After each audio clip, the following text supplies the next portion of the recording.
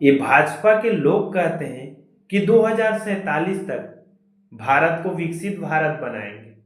जब बजट आता है तो पता चलता है कि शिक्षा का बजट मात्र 2% है। जब देश में के लोग ही अशिक्षित रहेंगे तो विकसित भारत कैसे हो पाएगा। स्वास्थ्य का बजट 2% है। जब देश के लोग ही अस्वस्थ रहेंगे तो आप विकसित भारत कैसे बनाएंगे। वहीं ग्रामीण विकास की बजट आती है तो वो भी कम है। जब ग्राम का विकास नहीं होगा तो आप विकसित भारत कैसे बनाओगे। यह प्रश्न सोचने लायक है, लेकिन अनभक्तों को सोचने की समय कहाँ है, वह सोच कहाँ पाता है।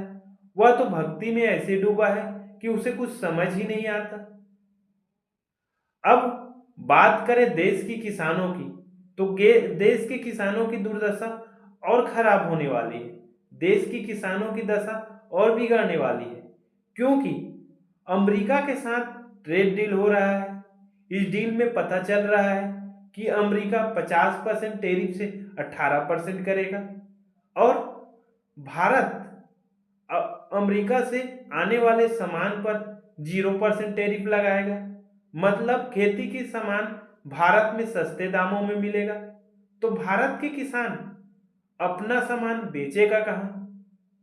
यह तो सवाल हर किसी के मन में आना चाहिए, लेकिन यह सवाल अनभक्तों के मन में कहाँ आएगा।